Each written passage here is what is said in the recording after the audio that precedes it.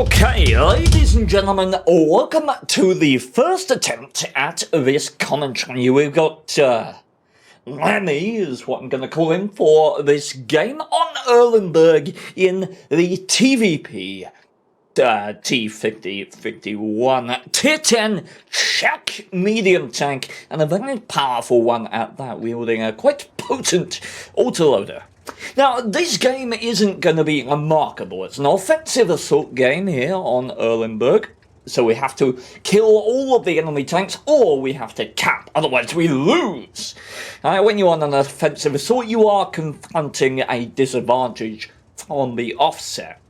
Now, one thing I want you to be aware of here is that the result of this game is not going to be remarkable, right? It's not the most amazing game you've ever seen in terms of damage or anything like that. However, there are some aspects, some things about this game that make me think I picked the wrong replay, but I don't think I have. Okay, that make me want to review it just to talk about things from a tactical aspect, to tell you what I would have done differently, what's good and bad about this game. So, in the meantime, while we meander our way over to the 9-0 line here, let's talk about TVP. Weighs 40 tons, base can weigh up to 43 tons, so not ridiculously heavy. 1,800 hit points, not particularly good for a tier 10 medium tank, that is not woeful.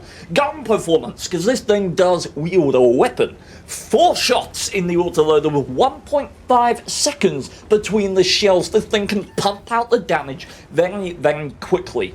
320 alpha damage on each of those shells, giving you a clip potential, I should know this, of 1,280, and the ability to expose my poor grasp of mass. Now, you've got APCR standard, which is common to a lot of tier 10 mediums, but penetration is a little lackluster. 248 with your APCR, 1,400 meters per second shell travel time though, so that's nice. You got heat shells, which again lack in penetration for premium rounds at tier 10. 310 millimeters of penetration. That will leave you hard pressed to deal with a mouse or an E100 cheek or something like that. It's not really optimal. And then you've got 50 millimeters of pen with your HE, which will give 420 alpha damage. 420 we'll have to see.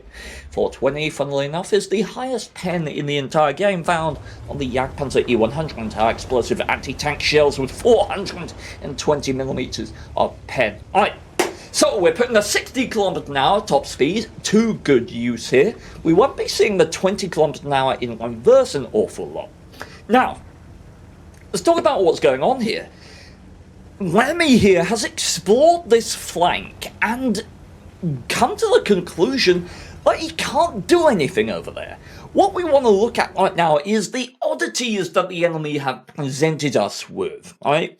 You can see that we own basically 3 corners of the map, and the enemy are in essence fighting out from only one.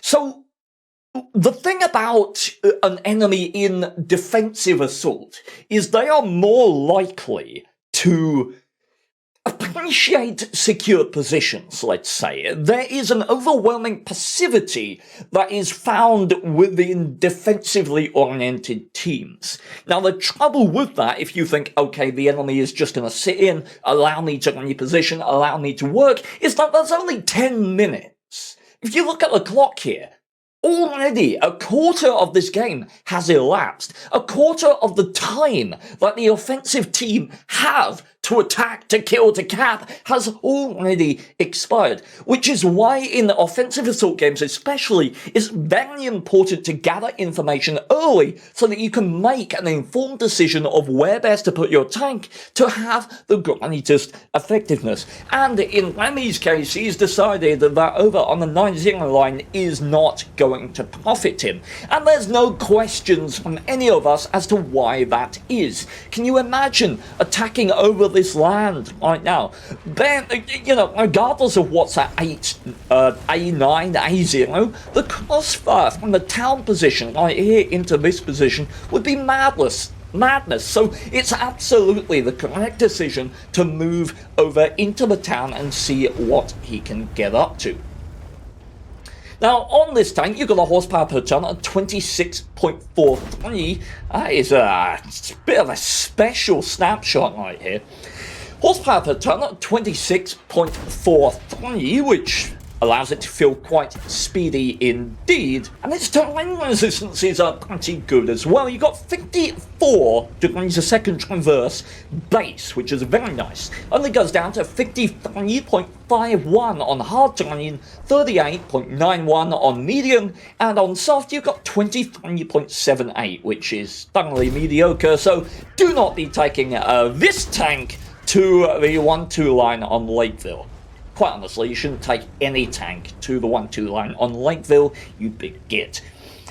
Now, this is the stage of the game where it's gonna start to get messy. It's gonna be those micro brawling decisions which are not commonly made in a lightly armored medium tank. If we talk about the hull armor of this thing, you've got 65, 40, 30 in terms of armor. On the turret, you've got 120, 80, 60. That's basically nothing at tier 10. You'll get the occasional odd weird bounce off the gun mantlet, but it's nothing you can rely on. This tank is about a firepower exploiting its ability to put out damage quickly and then get itself out of trouble. Now, that, in my opinion, this is really interesting, because this is a really interesting proposition, because the TVP is very similar to the Blackchat in principle, right? And the Blackchat specifically, but almost all autoloaders, there is an inherent principle when it comes to autoloaders, is that they don't want to be on a one-shot. Their health is inherently more valuable than the health of a single-shot tank. And this is because if I am coming up to you in my TVP and you've got 1,000 health in your Conqueror, I know that I can unload an entire clip before you when you load. So if I have 800 hit points, you kill me on 2 shots, perhaps, if you get lucky with the rolls. At that point, I can say, okay, I'm at a stage of the game where I need to do this. I need to engage this Conqueror. So what do? I take the 400 damage, and I go pow, pow, pow, pow, and I leave you dead. However, as soon as I am below 400 health, or below the average alpha damage presented in the game, that ability that is so powerful in autoloaders is taken away from you. That ability to assert yourself, right, is taken away from you. And that's one thing that I think all people could benefit from when they think about autoloaders, is play as if you have 400 less health than you actually do. Because being on that 2-shot allows you, in these ending situations, to dictate the state of the game rather than have it dictated upon you. It's an incredible, powerful thing to think about. And how it relates to what's going on here is that I was halfway through I think it was halfway through his clip here, and yet didn't fall back. He was lucky to bounce a shell and only take 1 there. And quite honestly, I think if he took 2 shots, you can say that is absolutely a bad trade in this situation, right? He only took 1, so I consider it okay, but he was lucky to only take 1. So I think if I were playing this game, I would have maybe put that final shot into Leo, then fell back with 1 shot left in the chamber. And that is purely prompted by the fact that your health is inherently more valuable in a tank with such powerful damage output potential and little armor. Right? You've got to decide when to trade your health. Obviously, the optimal situation, you don't have to trade any health at all. But if you ever find yourself trading 1 for 1 in a TVP, you're doing it wrong. In a Blackchat, you're doing it wrong. And ladies and gentlemen, watch a beautiful shot on the Super Controller. Right? This gun has .35 accuracy at 100 meters. It has a 2.1 second aim time, yet you wouldn't believe it if you look at how it handles. The handling of this gun is exceptional. Let's examine that shot so we can give you an idea of how the Conqueror's cupolas really work. Okay, so here we've got the Conqueror, the penultimate protagonist, as you grind your way up this British heavy tank line. It is a powerful behemoth, good gun depression, very good gun, good turret armor. A powerful tank in anyone's book.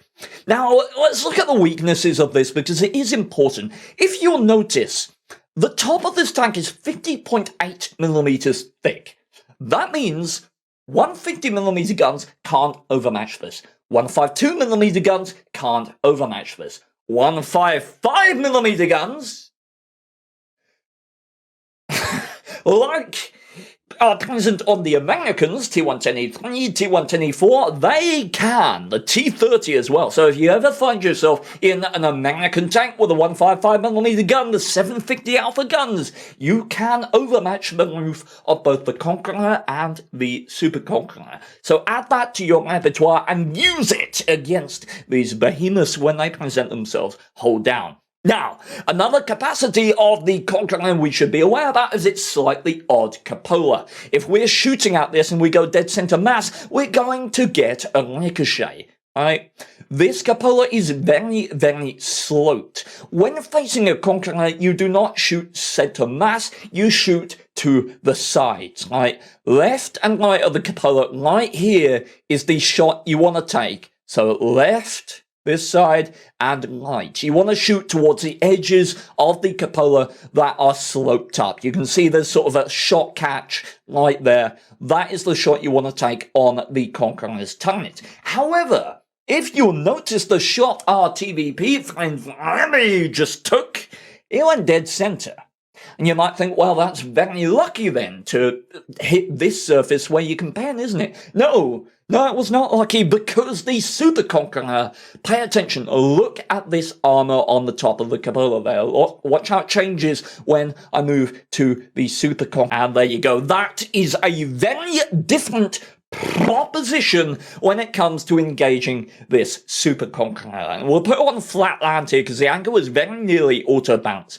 But now you can see the edges of the cupola are no longer an enticing area to shoot. There's nothing behind them. You connect with no tank whatsoever. Instead, now on the Super Conqueror, the target is dead center mass. You want to take his hat off. Right? You want to take the hat of the Conqueror clean off his head, and you can find that penetration right there. As I say, the angle is very nearly auto bounce. Heat shells will do you favors there, allowing the normalization to be better. But yeah, center mass for the Super Conq, side for the Conqueror. So add that to your repertoire of skills and let's get back to the game. So, lovely penetration there, unexpected, but we won't complain. Now, we got the Jagdtiger in close proximity. It's gonna make you feel confident. 128mm gun, 560 alpha damage. That is lovely, and I'll tell you what else is lovely is this little maneuver. Were you listening? Were you paying attention? Chat. Why am I saying chat, not on Twitch? YouTube. Were you paying attention? Did you hear? Did you see the kill feed? The TVP's name has just popped up. He's just annihilated a Jagdtiger. What does that mean? We're playing a TVP. We know this. We know it has a reload of 23.97 seconds for these 4 shells. What do we know? We know the TVP is reloading. As such, who is the threat in this position? That's the Leopard. Normally, the TVP would be the more valuable threat, but in this circumstance, we know that he is reloading because he just killed the Jagdtiger, and Lemmy is going to catch on to that idea, and you're going to see a lovely little bit of target prioritization here. Bang! No, better kill the Leo. Lovely! Woo! Absolutely beautiful. Saving yourself some hit points. Oh, it's little things like that. Little decisions where your brain brainates. That makes you very, very happy. Okay, so Conqueror has missed. Now, Conway, I say. Conway has missed. Now, in my opinion here, the Conway should close in, the Centurion should close in. When you're attacking an autoloader, right, you want to keep the pressure on it constantly. Don't give it time to just unload, and then when you load, you've got to constantly pressure. Same thing with auto-loaders, when the DPM gets worse and worse and worse, apart from if it's an IS-28, because... well, I mean, that tank's just bullshit. But in this case, let's look at the map. This is the situation in this game where I thought, okay, I would make a very different decision to the one that Lemmy's going to make here. What would I do in this situation? Well, at all points in World of Tanks, you want to be thinking, you want to have this overarching thought, where am I going to win? Where am I going to win? And what I mean by that is, where's my support? Where's the weakness of the enemy team? Where am I going to be the most effective? And right now, we turn the map on its head. We're essentially, like, look where our team is. We're all in this kind of top left quadrant of the map. So what I would do in this situation is I'd consider relocating over the bridge, leaving these guys isolated, and attacking this IS-20.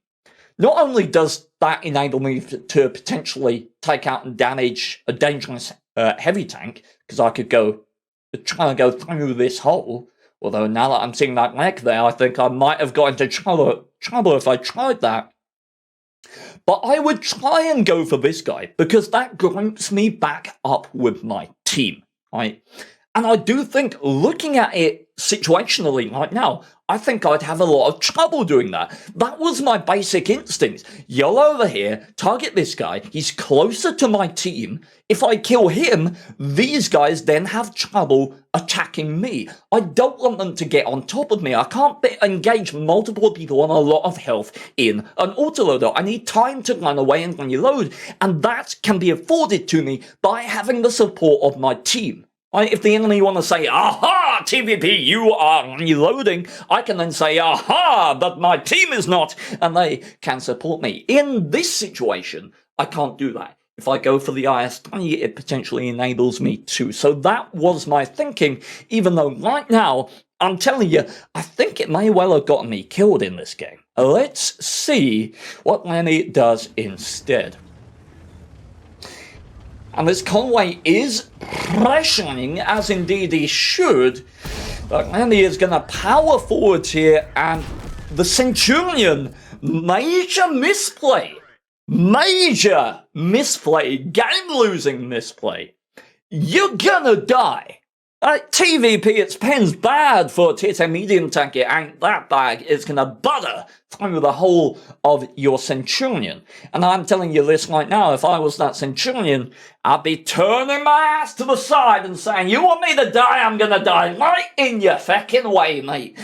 And then what would have happened? Well, Lenny would have struggled to get past his neck, and he would have been violated by Conway while he was reloading. Right?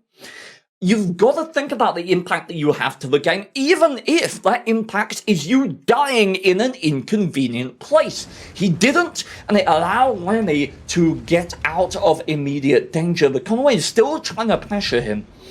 And a shot comes in from the T54 here. And I'm a bit mystified, to be quite honest with you, as to why we don't get another shot come in from that T54.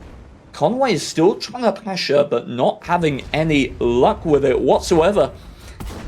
And then we get this difficult bit of shooting. Is he going to pick him up? Bounces off the upper plate of the T54. Question. Why do you not push? Why do you not push in the Conway? In this situation, you're going to see he's going to wait. For multiple tens of seconds, he's going to wait. He's going to allow this TVP to reload. Why do you not push? Why do you not pressure? Question for later. The question for now is, if you are going to push, where do you push? Well, if you're the Conway, you look at your team, right? You look at where you have support. No. You look at where you have support. If I was the Conway, I'd probably come around here. Why? Because if the TVP goes that way, the T-54 can shoot him. He also potentially runs into the line of fire of the IS-20. You want to push this powerful tank into your network of support as the Conway, right? If you go this way, he can't escape into the town. The only escape option he has is to move this way. This moves him towards the T-54's line of fire and towards the line of fire of the IS-20A. The TVP in this situation prefers, if he has the option, to run away this way. That way, every relevant tank is to his front where he can organize and engage them, hopefully one by one. The Conqueror wants to deny him that ability. So if the God dang it, if the Conway comes round here, that is brilliant play right now, purely from a positional standpoint. Even if the Conway can't do damage to him, it makes Remy's position far more difficult. So let's see what he does. It does look like maybe he's going to pressure around the location that I said. No. He stops. He stops. I don't understand. He was reloading, and beyond that, there's a clip potential 1,200 and something. He can't kill you in a clip. You're a Conway, you have magnificent DPM, adequate mobility. Why did you not pressure? And now at this point, now you go, now you engage Mr. Conway, now you come around the corner, you don't give him to, yes, earlier, more gusto, please. Oh, Lord.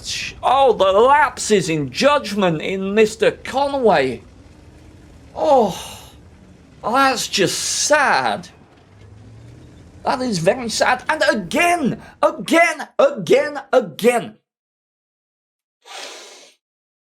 Just push. You have health to assert yourself. Push, take the damage, secure the kill. Right? Assert yourself. Do not allow this autoloader to get you down to a one-shot, because then you lose your advantage. An autoloader on a one-shot is far less powerful. He now can't. If you look at the health of the Conway, 875 hit points. You might look at that and think, oh no, a TVP, he can clip me. But based on what we talked about earlier, no, he can't. Right? He can't say, okay, Mr. Conway, shoot me and then I'll kill you. No, that's no longer on the table for the TVP. It's on the table for the Conway. The TVP has lost a huge amount of power by being on a one-shot. Because think, if he was on the two-shot, he could go there and just take the hit from the Conway and clip him. He now can't do that. So the Conway should absolutely plow forward and try to kill him. Right? That's the logical decision. However, what would likely happen if he did that is he'd take a shot on the side from the 260 that he didn't know was there and then die. Right? So it goes to show that the correct tactical decision is not always the correct actual decision. Hindsight is 2020. Okay, let's see. Mr. Conway packing on the passivity back there. We've only got 2 minutes left to conclude this game. And now, how do you engage Conway on a one-shot? No, do the thing. He's doing the thing. Small decision. Very small decision, but it harps on what we were talking about earlier. Establishing crossfire, establishing network of support. You are more likely, if we look at the map here, as this TVP, you are more likely to get shots to support your team and supporting from your team if you are on the edge of the town here than you are on the inside of the town. Basic logic, right? That's all you need to establish, okay, how am I going to attack this Conway? Well, let's look at what support I have. Oh, I'm going to attack him where I'm likely to have that support. And we've got a thin shot here into the turret of an FB. And he goes down 2 shells left. Firing heat at the moment by necessity. So we only have 3 APCR shells left. Mr. Conway with that 400 alpha damage gun, lets off a shot. Lenny comes up in the TVP, and no 7th kill for you, fine sir, but a glorious ace tanker. Some interesting, really interesting decisions to talk on there from both Lenny and the enemy team. Let's have a look at the post-battle results, see if we can derive any information from them. Okay, so here we are, battle results, swinging in very nice indeed. Picked up 5 bombs. Boom. We got a high caliber, we got a top gun, and it looks like he acquired his first ace tanker here. You can tell by the banner behind the ace tanker symbol. Very nice indeed. I'm sure there'll be many more if he keeps playing that adequately. And honestly, there's not a huge amount to cover here. Very nice game by the Leo PTA as well. 260 certainly pulled his weight. Lovely performance by these lads. 10 kills between them.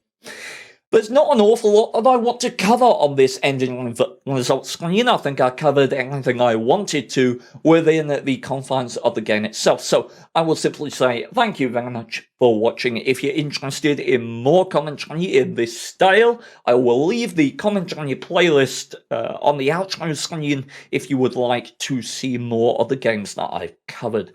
So thank you very much for watching. Share your thoughts down below. I really want to hear how you would have played differently, how your gameplay would have different. Would you have done anything differently? Do you think you would have died earlier or later than when the game ended? Don't know how you would manage that, but maybe someone's very talented.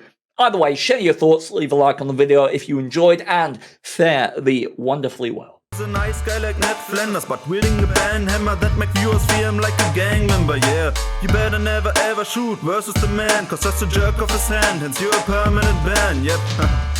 Like in a roleplay game, you wield a dagger but get smashed from half a globe away. But don't worry mate, he's sorry, You could've